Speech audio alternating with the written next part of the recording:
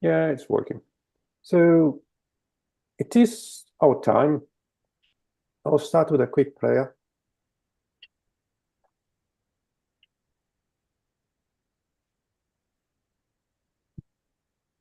Master Jesus,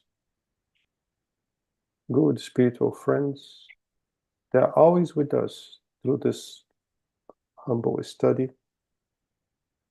Be with us once more, giving us the right intuition to be able to enjoy, first of all, our study, and to capture some of the nuances that are very simple sometimes, but we miss. Be with us through this exercise, helping us out to eventually help others. So be it. So be it. So now is always the part that scares me at most. Share my book. Share. All right. Can you see the book? Yeah. Yes. Okay. Not yet. Now, yes. Okay, so this time worked. So we have stopped on the item 23 last time, and we'll take from there. Remember that this is not a class, this is not a lecture, this is a study. So we learn with one another. So if you do have any question, anything you would like to share or ask, feel free to do so. Because sometimes we think that, well, there's nothing to do with what has been spoken so far, but sometimes it does, and we miss a great opportunity to help others. So this is our study. This is everyone has the ownership of the study, all right? So by evoking persons about whose fates we are uncertain, may we know whether or not they are still alive. Yes, if the uncertainty about their death is not a necessity or a trial for those who are interested in knowing about it. I could imagine the burden of someone that lost a loved one, lost a friend, lost someone, and does not even know if he or she is still alive. But sometimes, it says here, it's part of our trials. It's part of what we have to live to learn how to cope with some situations. God knows why, but sometimes what thinks to be a cruelty, sometimes is something that you need, even more, deserve to allow you to grow spiritually.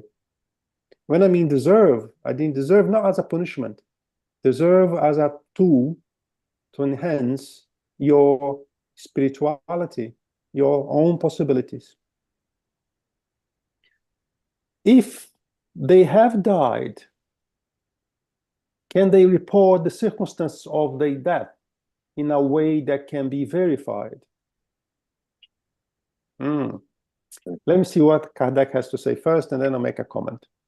If it is important, they can. Otherwise, they won't bother. They won't bother.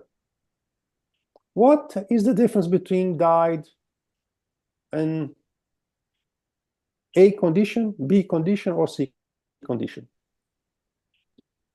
For the eternal spirit, there's no difference. For the person who sometimes are so attached to the matter, attached to someone else, maybe. But if you look only for your own spirit, doesn't matter. The means that brought you back to the spiritual world, right? And then what I want to comment is that sometimes in the mediumship meeting, one spirit comes and they try to explain in details how he was killed. He was murdered. I do not incentive them to continue the conversation. I just let them speak the bare minimum, because if they have that need to speak, we are there to listen, but I do not incentive. because it doesn't make any difference. And sometimes when we are on that will, talking about the same thing, how I've been killed, you're not helping yourself. You are extending your suffering. So I prefer to go away from that. Experience has shown in such a cases that our spirit may not at all be impressed by our interest as to the circumstances of its death. And he is talking about death, right? The spirit doesn't bother anymore how he was moving to the spiritual world. Likewise, many spirits do not bother if your financial situation is not okay, if your personal problem is not okay, if your family concerns is not okay. They just moved on, right? It does not mean they don't love you, they don't care about you, but we have to understand that they have their own life to continue, right? And if we want to pull them back once a week, twice a week, or every day, as many people do, we are not helping them. We are making their path more complicated, more difficult. So Jesus says, I don't know how to say that in English properly, but leave the death for the death, right? So yes, it's very acceptable, that mourning period where families, the loved ones, are really suffering because someone left. But even in this period, we need to be aware that it's just because we miss the person, but we'll see them again, right? Likewise, parents with a kid, when the kid needs to go to another city to live, the day that the kid is leaving, parents are sad because they will stay a couple of months without seeing the kid again, or sometimes even longer if it goes to another country. So, but the certitude that they will see the kid again bring them some comfort. I will see my daughter in Christmas next year. Christmas next year, I will be able to be with her. When they move to the spiritual world, it's exactly the same. We need to find this comfort that we will be together again. I know it's not easy, but we need to do an additional effort. If it wishes to reveal them, it will do so by itself, by providing the most precise information, whether through a medium or through visions and apparitions. Otherwise, a deceptive spirit can perfectly well take its place and amuse itself by providing worthless information. As I'm speaking, sometimes there are some things that come to my mind, and just came to me one event that we had, one spirit coming to the mediumship meeting, asking a lot of the group, my mom should be here, my mom should come here, I want you to pass the message, I want you to say that, I want, came once, came twice, she will be here this Sunday, she will be here this Sunday. She never went. We don't know who the mother is. You see, sometimes, I'm not saying this particular case was one spirit trying to waste our time, but sometimes things do not work as the spirit wants. Sometimes things work, sometimes not. We have to understand that situations may occur that sometimes we need to move a step back to allow things to progress naturally. So when things come naturally, when the spirit wants to say something, in this particular case here, fine. But even when he says something, doesn't mean it's true, he's 100% correct. So we need to be a step back and analyze what is the goal of it, what is the outcome of this information or this event. The appearance of individuals whose death cannot be officially proven often creates difficulties in family affairs. Only in rare and exceptional cases have we seen spirits provide worthwhile clues when questioned. If they want to, they no doubt could. However, they are almost always forbidden to when, pay attention on that word, forbidden, right?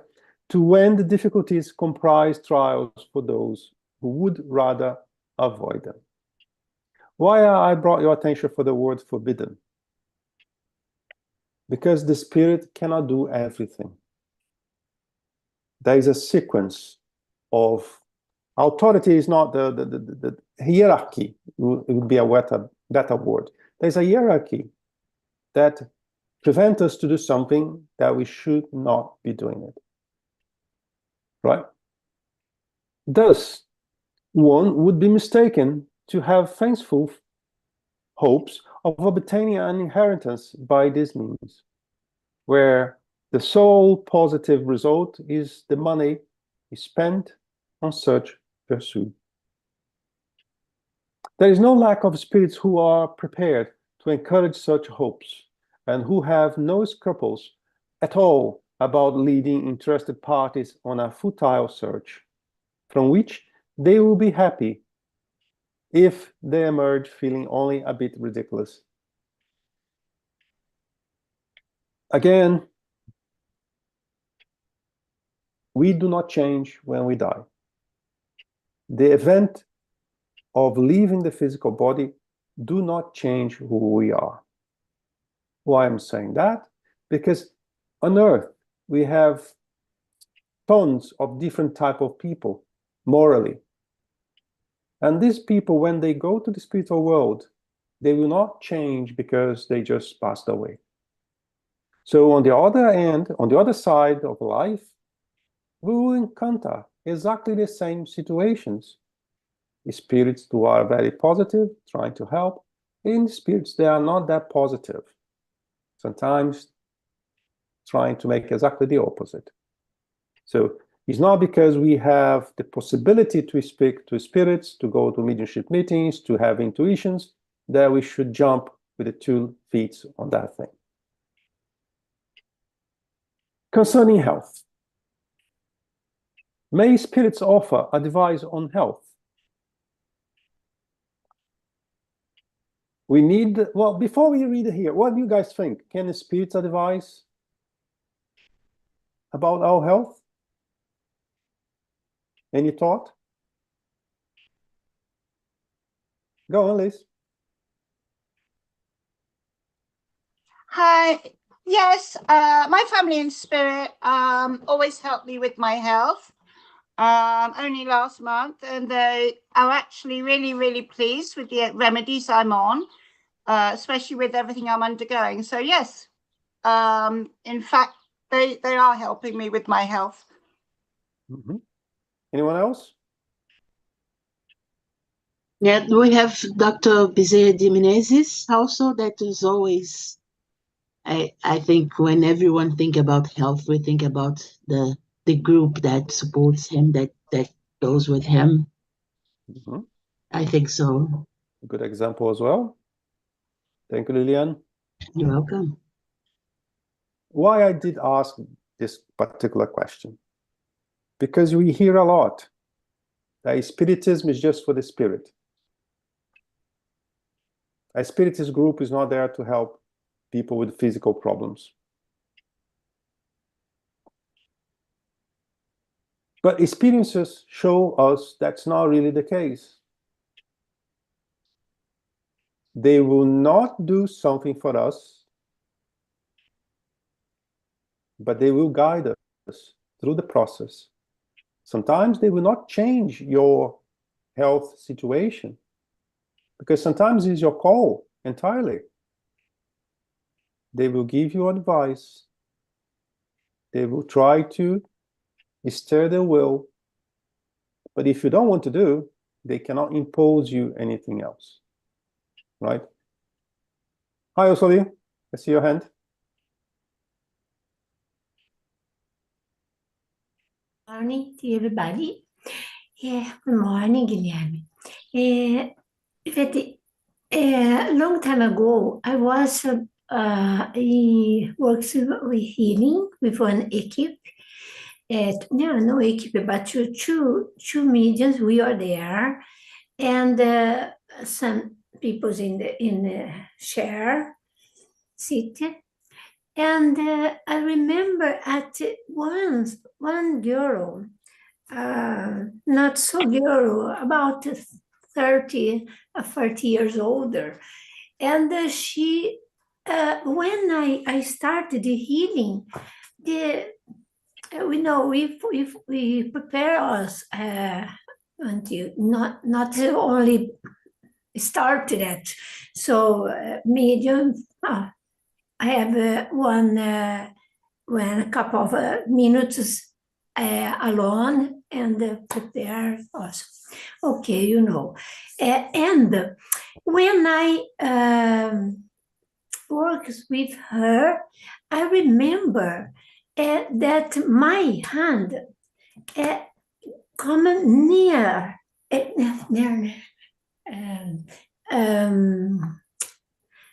near, not so near, but in his seat.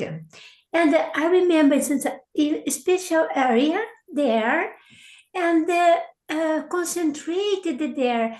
It's not me, because I know it's not me, because in my hands it was like a had live alone, and when I knew what's happened with her, I knew, I can't explain so good, but I knew that time is, oh, I knew here what's happened with her. Okay.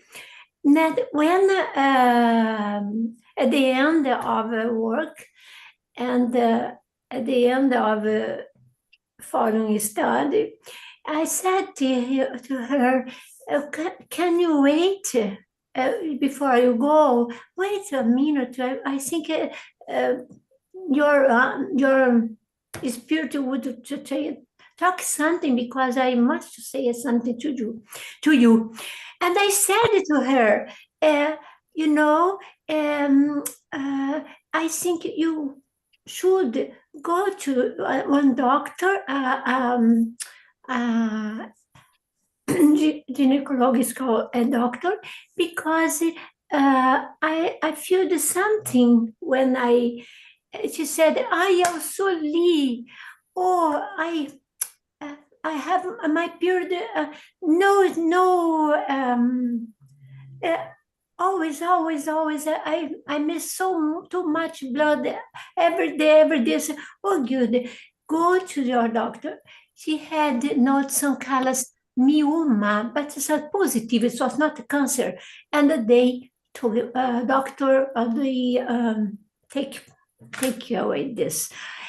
I must say, this I know. It was a good protector to her, some help her. And it was, I must say this, because yes, sometimes they can. Very good example. Hi, Liz. I think there are some important provisos to consider when it's saying may spirits offer advice on health, because like if we cause our own health destruction, or we have addictions or anything like that, and we don't heed the first advice and carry on, then we don't really deserve the help, and that help is really useless because it's not effective. Or is it really appreciated if we don't follow the advice? The second one is also helping people with their health. Well, it might be part of their lesson in life. It might have to teach them patience. It might have to, a disability might be there for a very good reason. But also, if you've been helped with your help, it is important that you take that responsibility in a service to others way, meaning, you might have responsibilities for children. You use that improvement in your health to help others. Mm-hmm. So they help you so that you can continue to help others. Mm-hmm. Very good as well. Thank you, Liz. So let's hear now what Kardec has to say. Famous doctors are not infallible and often have theoretical ideas that are not always correct, and from which they are not suddenly free by death. Earthly science is very insignificant in the light of heavenly science. Only highly evolved spirits possess the latter. Even though they may use names as you do not know, they may know much more about everything than your own scholars. It takes more than science to make spirits highly evolved, and you would be very surprised at the place certain scholars occupy among us. Hence, the spirit of a scholar may not know any more than it did while on earth, if it has not progressed as a spirit. There are spirits groups that are familiar with that kind of activity. There are spirits that may be giving just their opinion. So we need to be also careful with things, you know. Saying that, for example, if one spirit come to you and say to you, you have to take morphine, if you have to take 1 liter of morphine, I'm afraid you're gonna die. You know, so we need to be very cautious as well in what is coming our way, you know. If doctors were to evoke their deceased clients, they could they receive an explanation from them about the cause of their death, the mistakes they might have committed in treating them, and thereby increase their knowledge? They could, and it would be very useful, especially if they were assisted by enlightened spirits who could supplement the knowledge they lack in concerning certain illnesses. However, it would be necessary to do such studies in a serious and assiduous manner, and with an humanitarian purpose, not as a means of acquiring knowledge and wealth without having to work for us. Interesting. I just had the impression that we had read that before. So, Guilherme, I think you skipped 26.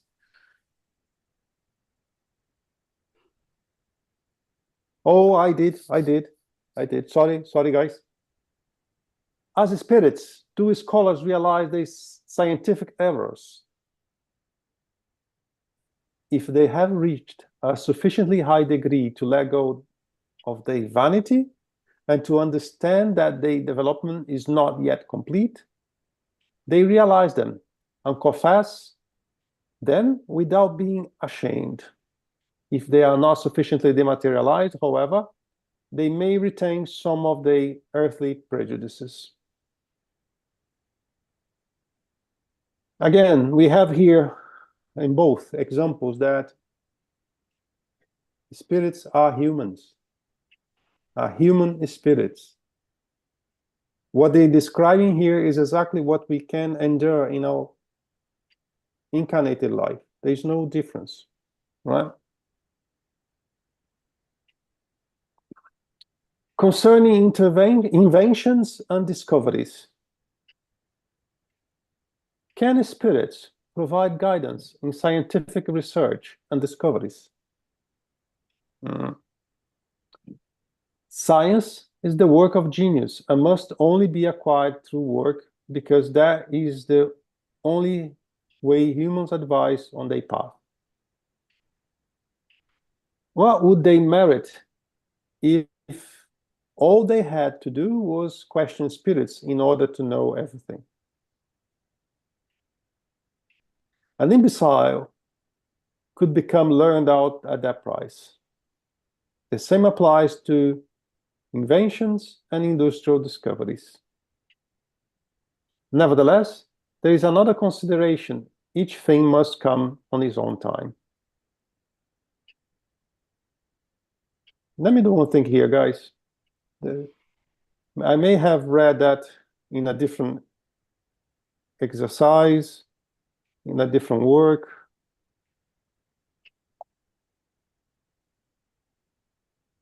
But I think we read that again already. No, we didn't. So, because I normally highlight when I read. Yeah, we On did the- this last week, actually. We got to number 29, but it's always good revision. Oh, okay. I realize I've seen like I've been through this before. Okay. So I'm gonna go through this quickly then. Okay. When minds are generally mature enough to receive it. If inventors were able to get answers directly from the spirits, they would subvert the natural order of things and cause fruit to born before proper time. I'm gonna jump a bit. Are scientists and inventors never assisted by spirits and their research? Then we know that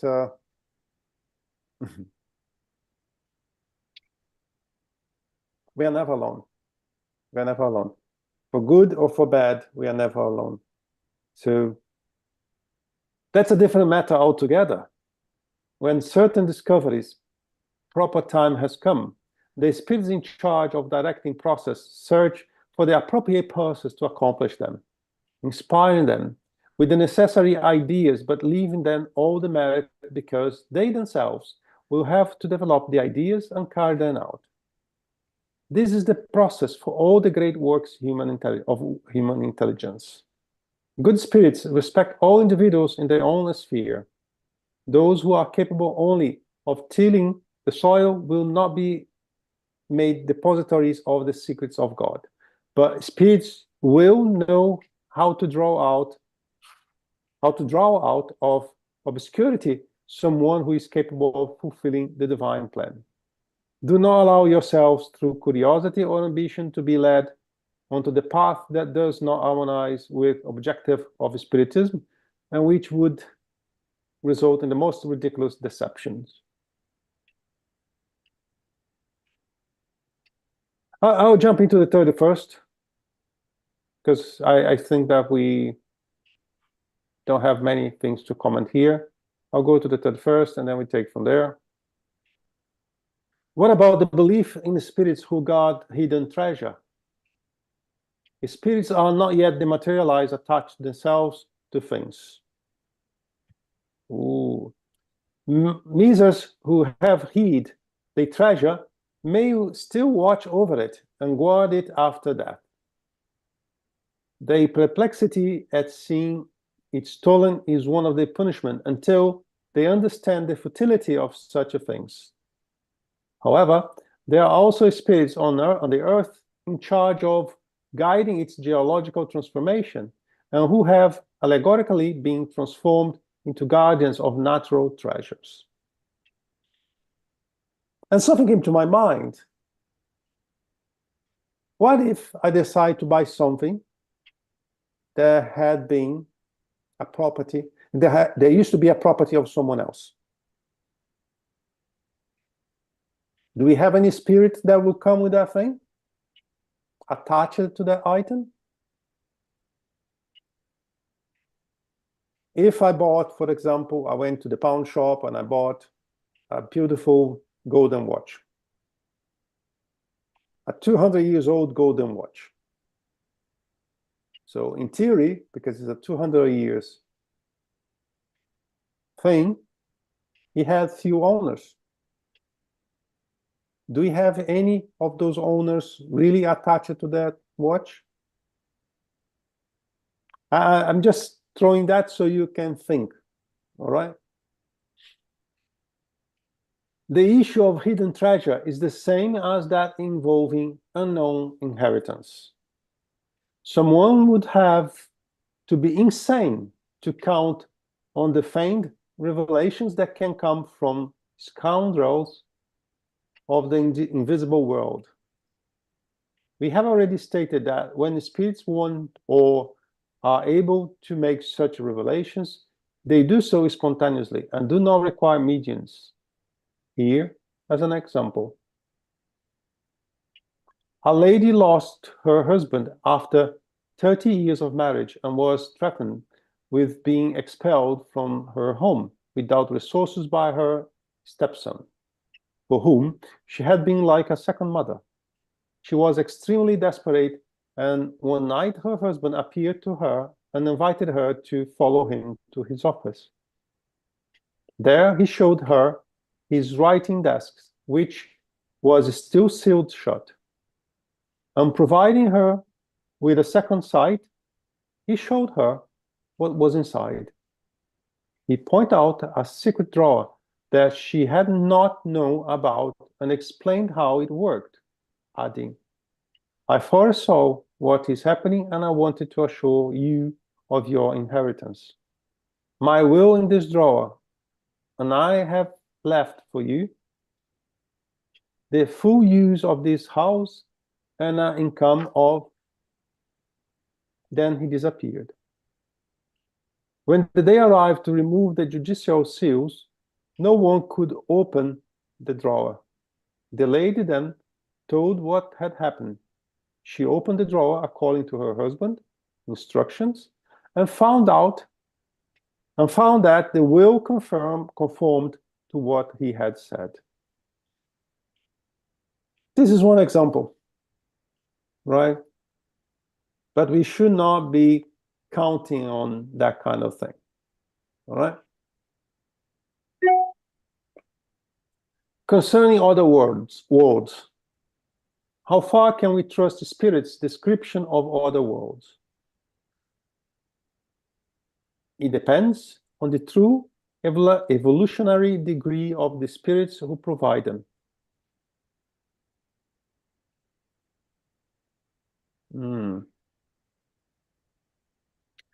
For you must understand that ordinary spirits are incapable of informing you about this matter as an unlearned person would be among you concerning the various countries of the earth.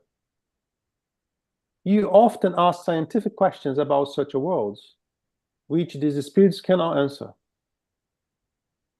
If they mean well, they address the issue according to their personal ideas.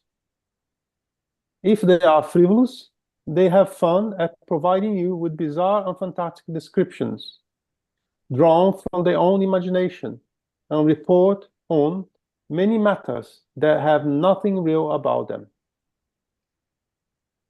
They are as imaginative in their discarnate state as they were on earth. Nonetheless, don't believe it is completely impossible to obtain information about other worlds. Good spirits love to describe the one they inhabit in order to provide instructions to help you evolve and to place you on the path that will lead you to them. It is a way for them to concentrate your ideas concerning the future and not to leave you in the vacuum.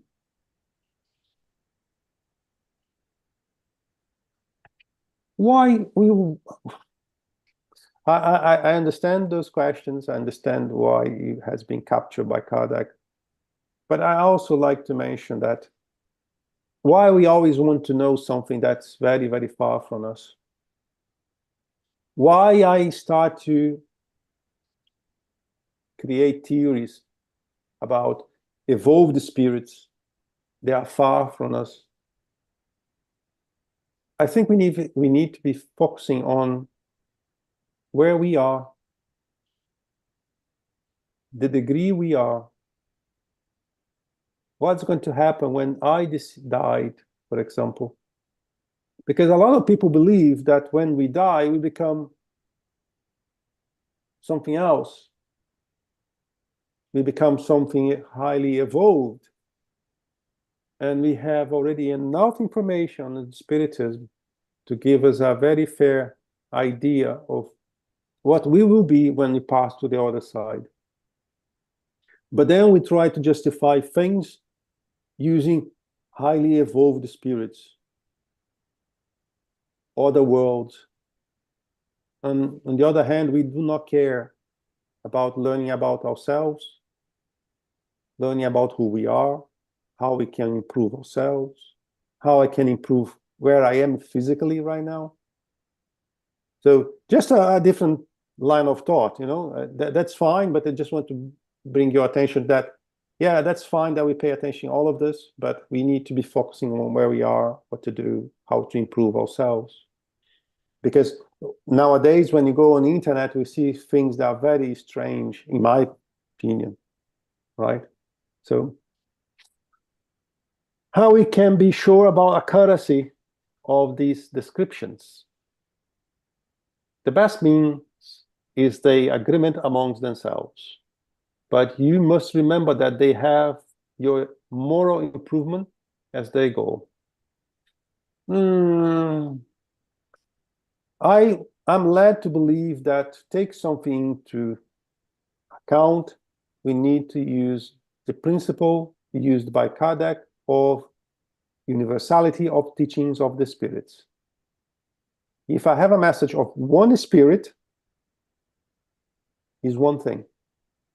If I have the same message, same information from 10 spirits from 10 different places, is another thing, right? Because we are so quick to jump in something that we like, something that we want to hear. And sometimes this one information for you is not accurate. It's one opinion of one spirit that sometimes is not even that evolved. Hi, Nicole. Go on. Hi, I have a quick question about this. So if I'm thinking back to like, I don't know, when we discovered that the earth wasn't flat, the person who, or the spirit who was incarnate, who suggested this was seen as crazy, right? So like how, like, what does the process look like? Like if there's one spirit maybe that suggests something, and maybe the spirit is right, and like, do we just trust that it'll be revealed by many spirits when it's time? Or do you kind of like hold it loosely? You know what I'm saying here? Because some like revolutionary ideas. Very good question. Very good question. At that time, when someone says, on the first time the earth was round, it was probably burnt, right? And everybody tried to deceive him or disencourage and things like that. Any new information from the spiritual world creates exactly the same thing.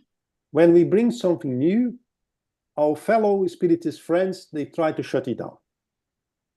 That's human. That's human. Okay? So if there is something that is coming, and it must come, it will not be stopped by one group or one person trying to diminish this new information. That will come anyway. And how that will come? That will come with a period of time. May not be that quick, may take years, it may take decades, but after a period of time, you see over and over the same information coming from different areas, from different places. And then there's another thing that's very important too. We must follow the same path of science.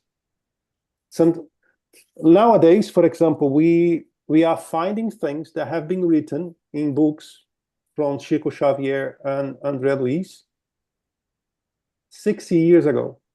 And science is now proving, oops, yeah, it's there. You see, so it's not something that happens overnight. But if it's something that needs to come, that will come. In my opinion, for example, when I see someone saying, this is this, okay, fair enough. I get this information, I put on the shelf, I keep on the shelf with other books, for example, leave it there. Sometimes, 6 months later, well, it's coming from an entirely different source, entirely different way, the same information. Okay, I have now 2 events pointing on this direction, and then we go doing things like that. During Kardec's time, he had the opportunity to issue the same question to several spirits in different places. And then he was gathering the information and crossing all of them. So everything he published here is a result of this exercise. He got information from several mediums, several spirits. Oh yes, they are talking about the same thing. Us as a spiritist, we should keep that in mind and follow this process. Because it's very easy. I'm going to somewhere, someone is telling me something, or one spirit is telling me something. But as a human, I like what I like. And sometimes even when I make a question, I'm making a question hoping that the person or the spirit will answer what I want or what I believe. And that's not very good, because sometimes you can even induce the response in our question. So if we want to take something seriously, we need to create like a method. I want to find that that's true, this subject is true, so I have to develop a method where I'm able to compare different information from different points over a period of time, and then that will give you, how can I say it, more certainty about the information that's coming.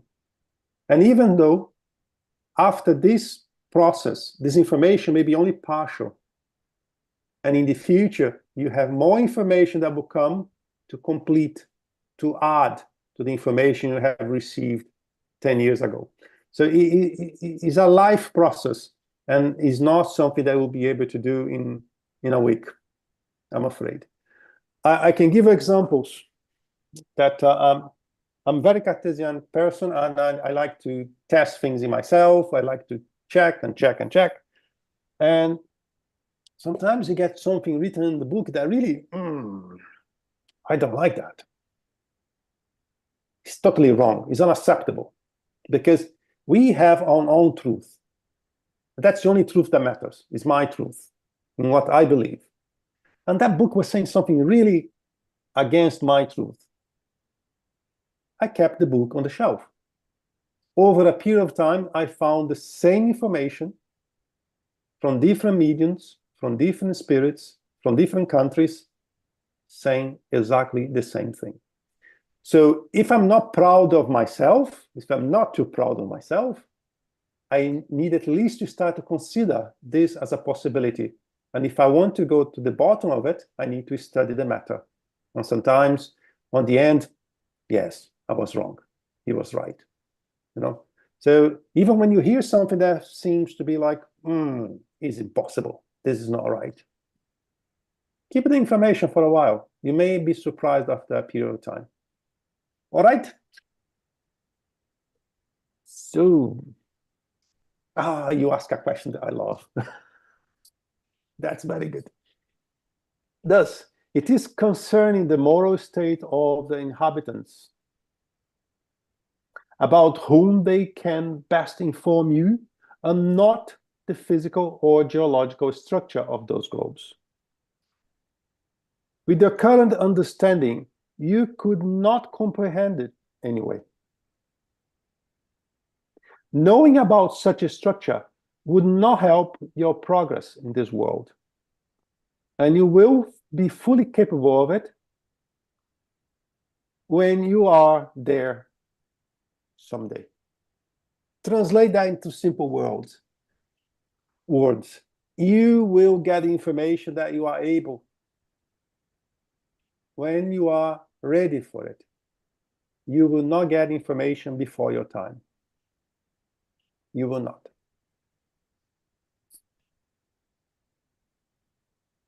Kardec, at his time, he mentioned a lot of things that was already shocking for his time. André Luiz, through Chico Xavier, mentioned a lot of things that even today shocking people. But those level of information we are already ready to receive, to boost our curiosity, to boost our will of studying, to research, to do the scientific process to prove or disprove what is written there. But they will not have subject with full disclosure if we are not prepared to get this, if we are not morally prepared to get this, if we are not scientifically prepared to get this.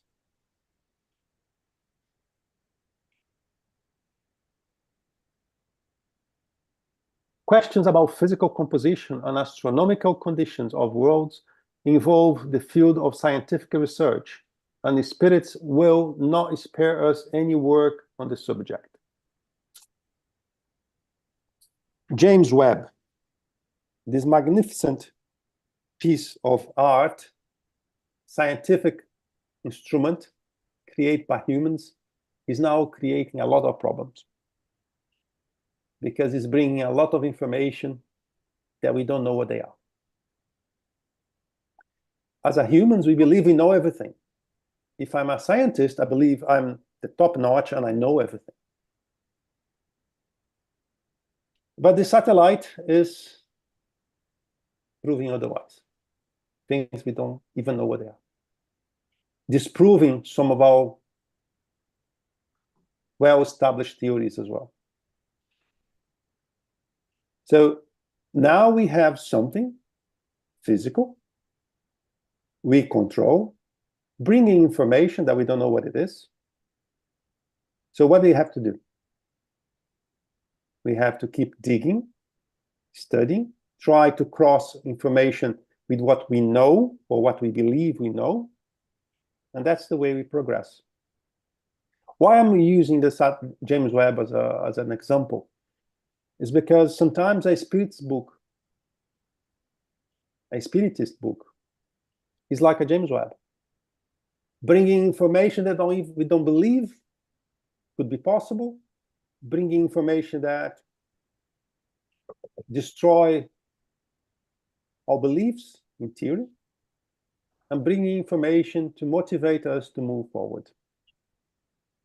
One from the spiritual world, one from science. And we work together. We work together. We should work together. Okay?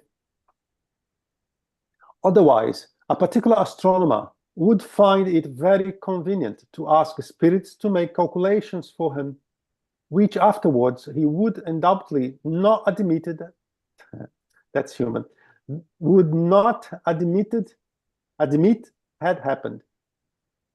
If through revelation spirits could spare someone some work on a particular discovery, they would probably do so for a scholar who was scientifically modest to acknowledge the source openly, and not for the benefit of those who are proud, who would deny spirits involvement, and for whom, to contrary, they often reserve the disappointments of self-centeredness.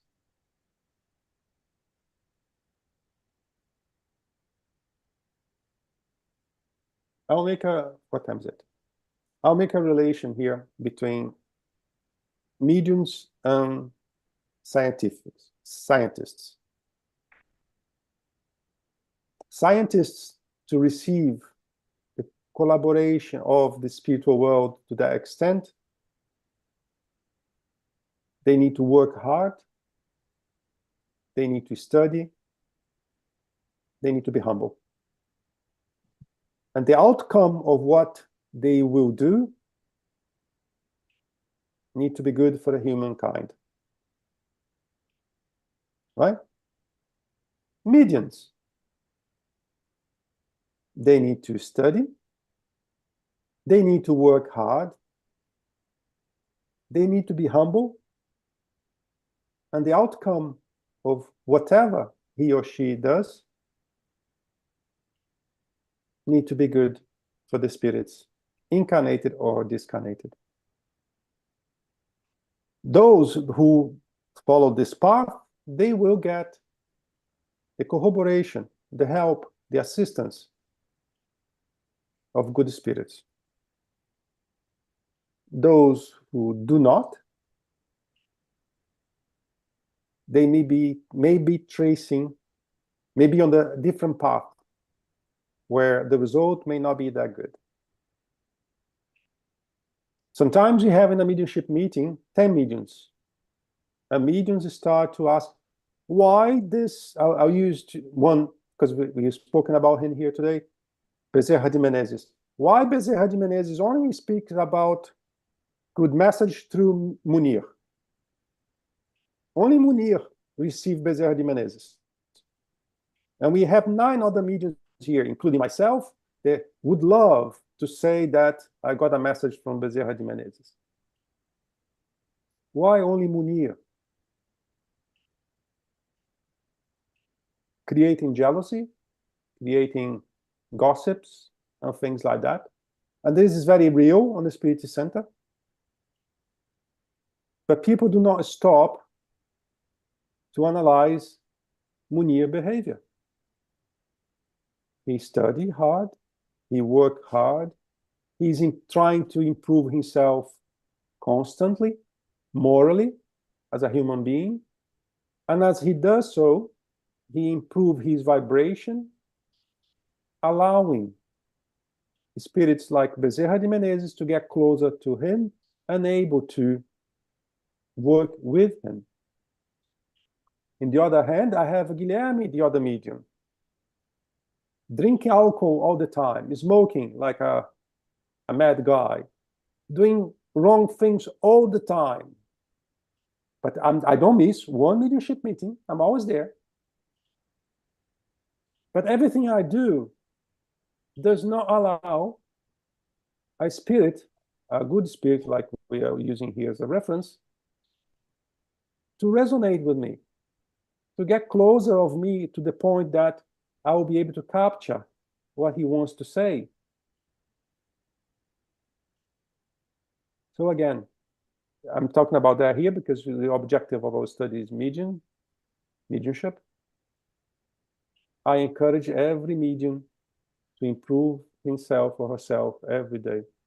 Study more, be more charitable. We all know when we do something wrong, and that's fine. We all do something that's wrong, we are not proud of. But when you do so, remember, ooh, I shouldn't do that anymore. That was the last time I did.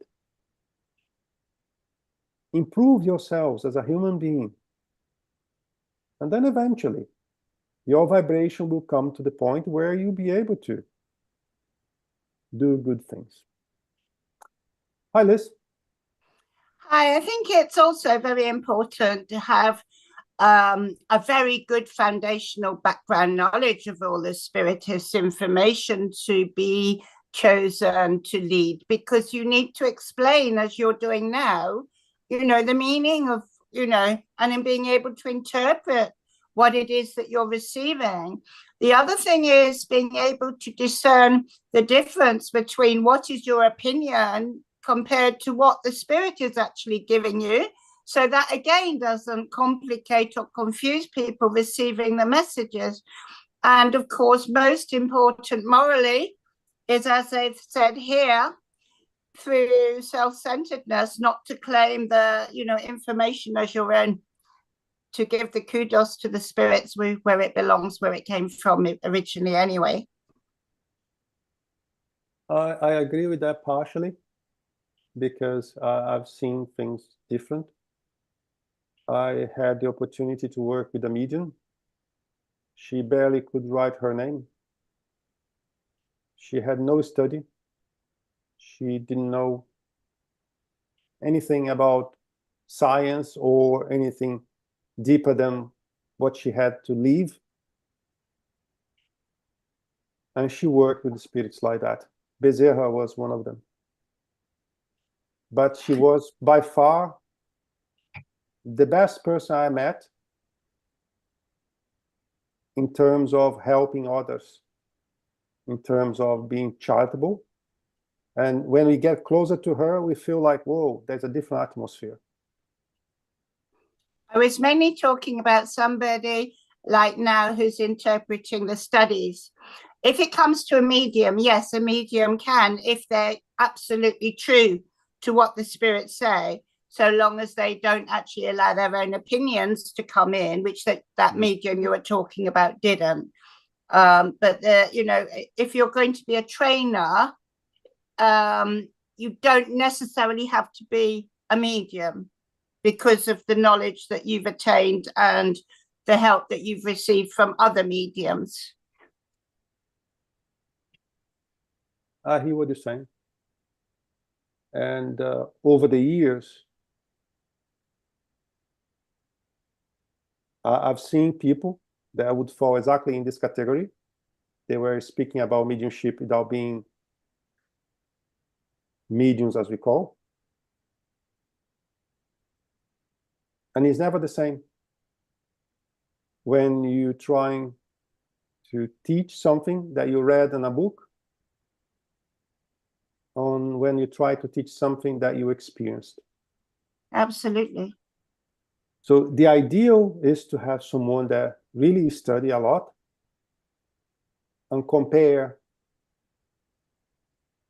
with the practice. So that's why I'm really advocate the practice. And through the practice, we see things with a different lenses. Sometimes we learn a lot in the book. We really believe what is written in the book, on the medium's book, for example. And when we go to the practice, is when we start to truly understand what was written in the book. Because without the practice, the lens that I'm using is one. With the practice, it's like I'm using a broader lens that allow me to go through the theory and through the practice. Again, I wasn't actually particularly referring to the medium's book. I was referring to anyone who studies spiritism and does the gospel or the spirit's book, to be able to describe those and do, say, gospel in the home. Okay, sounds good then. What time is it? Actually, no, we have 4 minutes.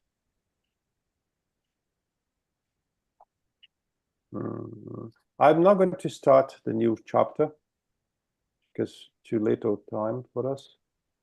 And probably it's too early to start the thing, or I don't know if the girls are here. We didn't get anyone joining yet, so maybe we can wait like a couple of minutes. Okay, so now we'll come back to the subject we were discussing.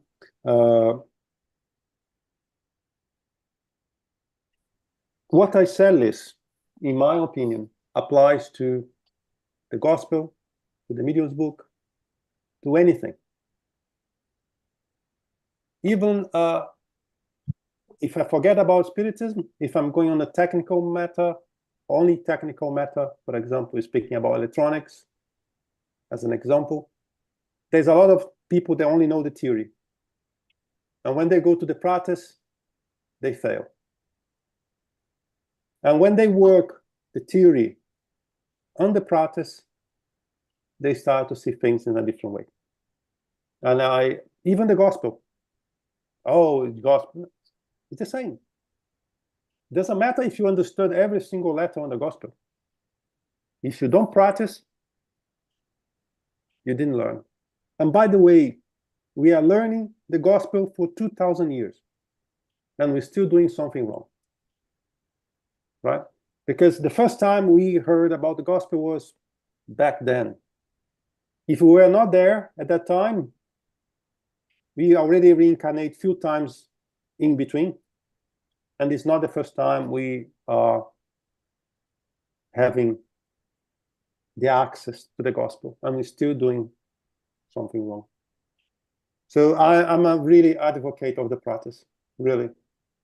And what I'm in that same position. I've done all the theory for all the healing under my doctor, but I know that until I do the practice, the theory is absolutely no good unless I'm actually telling people what remedies to have.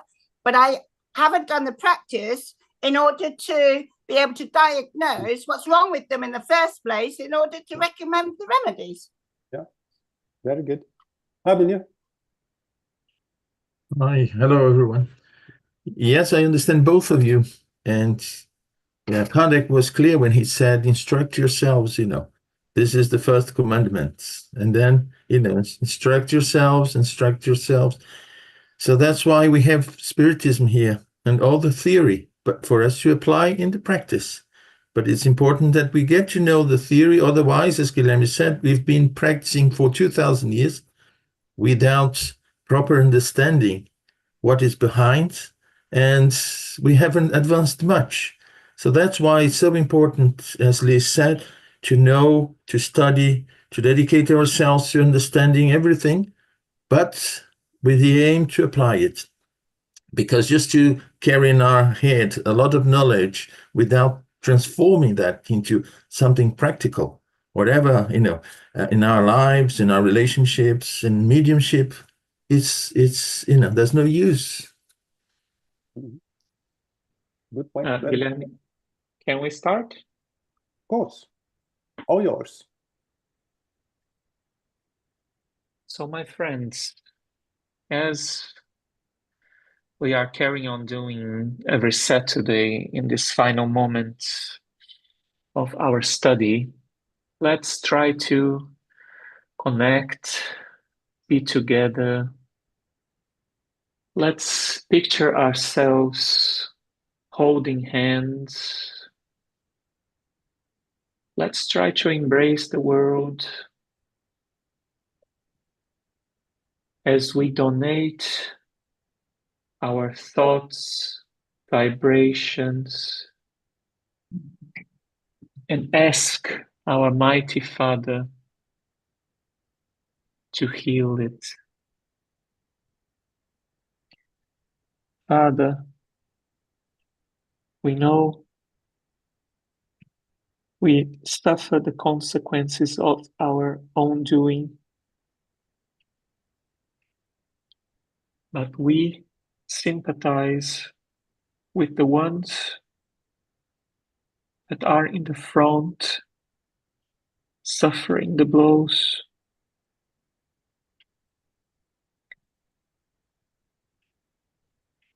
And we wish them to be well. The ones in the war zones, the ones in the hurricane zones, the ones in floodings, the ones in wildfires, the ones with drought, hunger, the ones that are isolated, missing their loved ones in fear, not knowing if there will be tomorrow. Father, let us bring some warmth and that it can remind in people's minds and hearts that there is always hope.